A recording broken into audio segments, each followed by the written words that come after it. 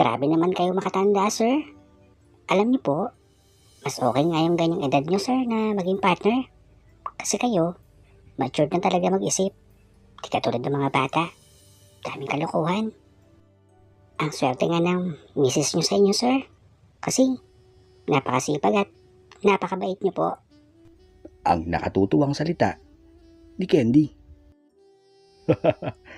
Ikaw talaga. Bolero ka, Candy, ah. Bakit? Kung sakaling may manligaw ba sa'yo na kasing edad ko? Or matanda pa sa akin? Sasagutin mo? Abay, opo naman, sir. Kagaya nga ng sinabi ko, mas masarap karelasyon ang mas may edad. Kasi, mas responsable at mature na talaga mag-isip. Ang sagot niya. Iba talaga mag-isip si Candy. Sumang-ayon na lamang ako sa pananaw niya. Dahil kung sa bagay, may punto nga naman siya. Isang minibus ang nirentahan namin sa company outing. Sa likod ako ng driver na upo. Wala akong katabi, kundi ang aking dalang bag. Hindi ko naman napansin na si Candy na lang ang kulang para kami ay makaalis na. Kaya tinawagan ko siya para alamin kung nasa na siya. Na-traffic lang daw siya pero malapit na. Hanggang sa pagpanik niya ng bus ay napatingin ako agad kay Candy. Habol-habol ang hininga sa pagtakbo. Dahil wala akong katabi at yun na lang pala. Ang bakanting upuan ay doon siya sa tabi ko na upo. Kahit pawisan ay nakakaakit ang bango ng buhok niya. Panay ang tama sa mukha ko pero pinabaliwala ko.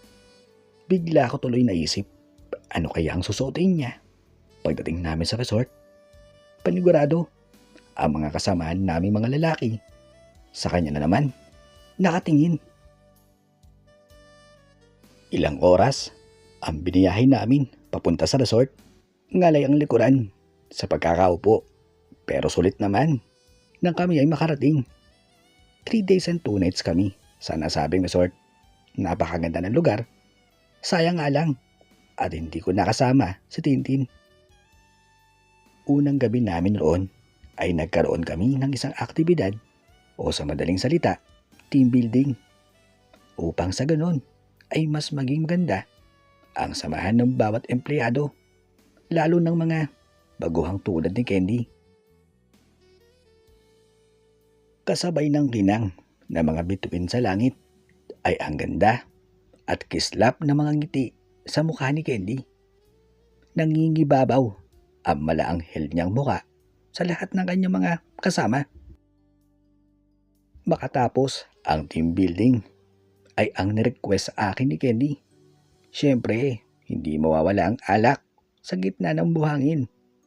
Naiwan ang mga manginginom at ayaw pa magpahinga. Gumawa kami ng isang malaking bilog, sabay nagpaikot ng isang bote.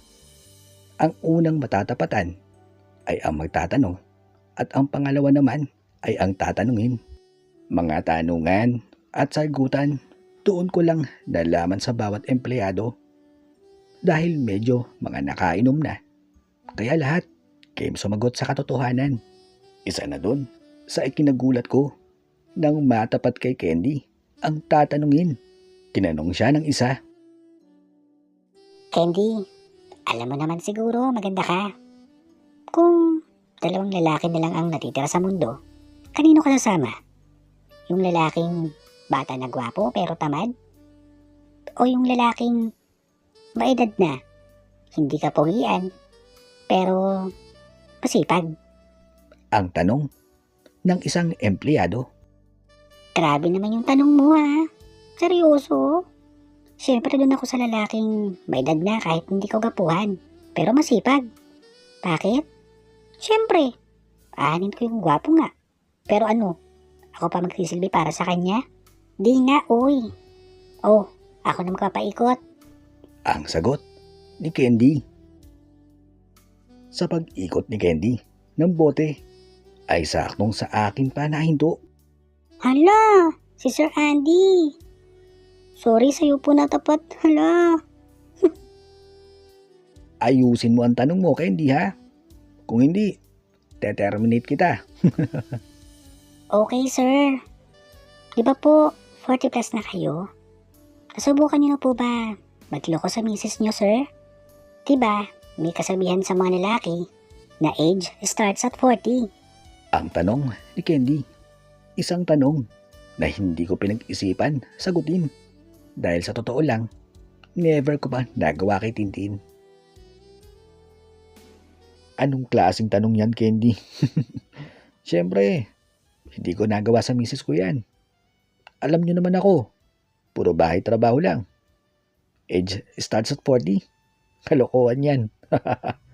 Ang sagot ko,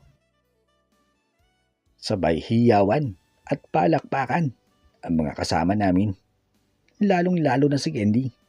Napanay ang tingin sa aking mata na para bang hindi naniniwala sa sinabi ko. Oh, paano guys? Una na ako ha. Huwag masyado uminom ha. At bukas, mag-island hopping pa tayong lahat. Enjoy lang kayo dyan ha. Ang paalam ko sa kanila. Minabuti ko nang bumalik sa aking kwarto upang makapagpahinga na at matawagan si Tintin. At para na din makaiwas. Dahil ayoko mag-isip ng hindi maganda kay Candy. Parang nilalamon niya ako ng tingin. Medyo makulit na din siya at madaldal. Kaya tinext ko din siya na wag masyado uminom. Mag-isa lamang ako sa aking kwarto. Nakausap ko rin si Tintin. Nakauwi na raw siya galing trabaho. Sobrang hinayang ko nang hindi ko siya nakasama dahil sa ganda ng aming pinuntahan. Naawa ako dahil habang kausap ko siya ay nakatulog na sa sobrang pagod. Minabuti ko na lamang na pagpahingayin sa Tintin. Habang hindi pa ako inaandok ay nag-check ako ng mga email habang nanonood din ng TV. Dinig na dinig ko ang mga halakhakan nila sa labas. Sumilip ako sa bintana.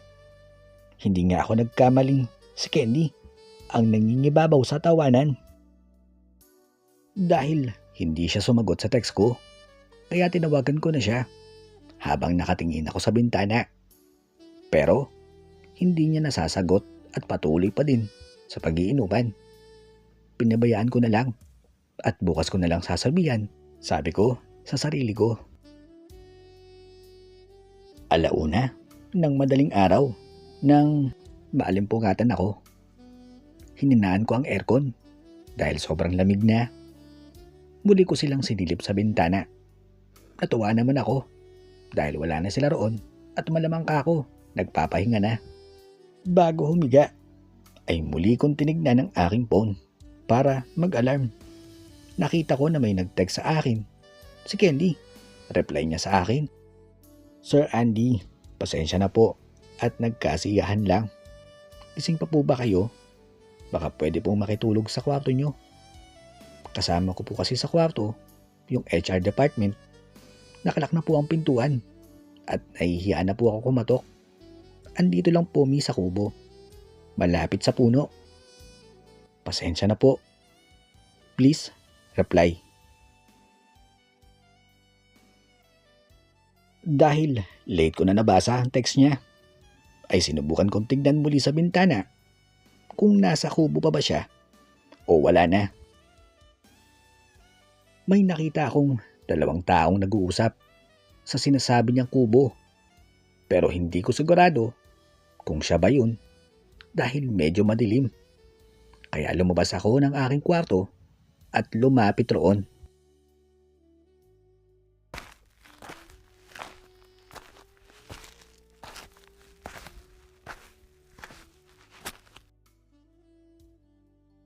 Hindi nga ako nagkamali. Naroon si Candy habang kausap ang isang lalaki. Candy? Oh, andyan ka pa pala. Pumasok ka na dun sa kwarto. Sino tong kausap mo? Ang tanong ko sa kanila. Gandang gabi po. Nakikipagkaibigan lang po, Tay. Diyan lang po ako sa kabilang resort, Tay. Miss, baka pagalitan ka ng tatay mo. Ang wika ng lalaki. Ano ngayon kung diyan ka lang sa kabilang resort? Anong oras na oh? Sige na. At bumalik ka na doon sa inyo. Ang salita ko sa lalaki. Agad napatakbo ang lalaki. Malamang sa takot sa akin. Buong akala niya na ako ang tatay ni Candy. Kaya pigil na pigil ang pagtawa ni Candy habang kausap ko ang lalaki. Pambihira. Pinagkamalan pa akong tatay mo, Candy ah. Kanina ka ba dito? Di ako tiwala dun sa kausap mo ah. Ang wika ko sa kanya. Pinipigilan ko ngang tumawa, Sir Andy. Naku, pasensya na kung naistorbo ko kayo sa pagtulog niyo, sir. Kasi, nasaraduhan na ako ng pinto nila, ma'am. Naiya naman ako kumatok na. Kaya akala ko, dito na ako matutulog sa kubo. Biglang lumapit yung lalaki na yun. Ang wika ni Candy. Hindi. Okay lang. Tinignan ko din kasi kayo. Kung umiinom pa kayo.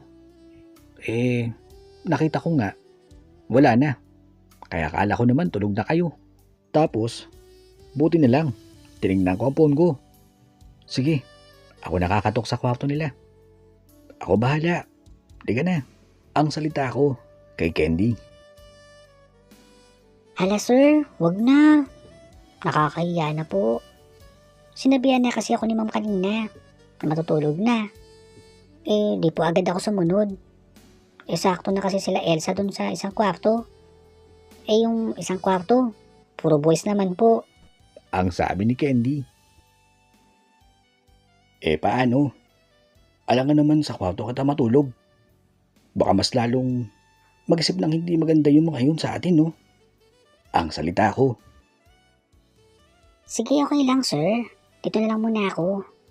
At di na lang po ako matutulog. Masarap naman po pakinggan yung mga hampas ng alon. Nakakawala ng problema. Ang sagot niya. Sure ka? Okay ka lang dyan? Paano kung lapitan ka na naman nung lalaki na yun? Hindi ako tiwala dun ah. Ay, sige na. Liga na. Doon ka na sa kwarto ko. Baka mapano ka pa dito.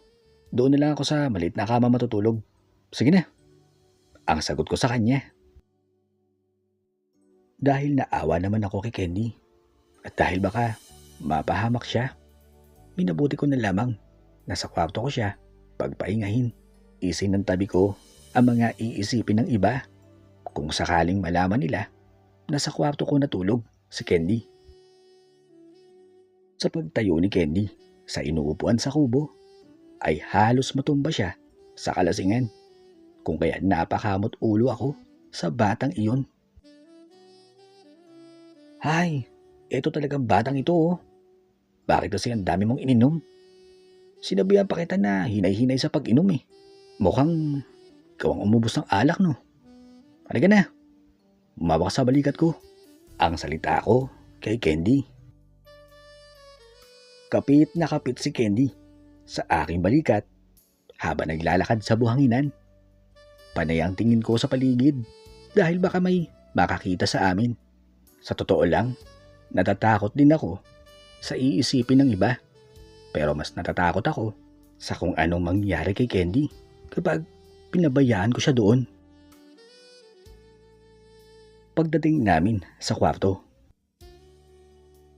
Naku Candy, bukas na bukas, pag nawala yung tama mo, mag-usap tayo ah. Hindi pwede yung ganyan. Lalo sekretarya kita. Sige na, diyan ka na sa kama. At doon ako sa lapag matutulog. Ang wika ko. Sorry na, Sir Andy. Sorry na. Napasalap lang sa inuman. Huwag mo na ako pagalitan. Ginagawa ko naman yung trabaho ko sa sekretarya mo, di ba? Huwag ka na magalit, Sir Andy. Ang KJ mo naman, sir. Gusto mo, inom pa tayo dito sa kwarto mo? Ang sagot ni Candy. Naririnig mo ba yung sinasabi mo, Candy? Hay nako, magpahinga ka na. Hindi maganda sa babae ang kanya nakikipag-inuman sa lalaki. Lalo, tayong dalawa lang dito. May asawa akong tao. Kadalaga mong tao. Hindi maganda tignan, Candy. Ang wika ko sa kanya. Pumalakpak si Candy. Sabay tawa. na parang nang-aasar. Kayo naman, sir. Masaya lang ako. Bakit? Takot ba kayo sa asawa niyo, sir? Ang nakangiting salita niya. Hindi naman sa takot, Candy. Siyempre, malaki ang tiwala sa akin ng asawa ko. Ayaw kong sirain ang tiwala niya sa akin. Saka, hindi talaga maganda tignan, Candy. Tapos mag-iinuman pa tayo dito sa kwarto. Lasing ka na nga. Ang sagot ko. Sabay pikit ni Candy. Napangiti na lang ako. Dahil ang lakas pa niya mag-aya. Pero bagsak na siya. Hindi ko na in-off ang ilaw. Para kung sakali mang tatayo siya, ay hindi siya mahihirapan. Humiga na ako sa ekstrang maliit na higaan at doon pumuesto. Isip ako ng isip, anong sasabihin sa iba? Kapag nalaman nilang sa isang kwarto kami natulog ng aking sekretarya. Mga 3:00 na madaling araw na makaramdam ako ng pag-ihi. Pagtayo ko ay nagulat ako nang makita ko si Kenny sa kama na nakaangat ang kanyang suot na palda. Ang pagkakahiga niya ay parang nasa bahay lang nila kung matulog. Nakataas ang kamay at nakanganga pa. Sinubukan ko siyang kumutan dahil makikita mo na talaga ang hindi dapat na makita. Sabay, napadilat siya at tingin sa akin.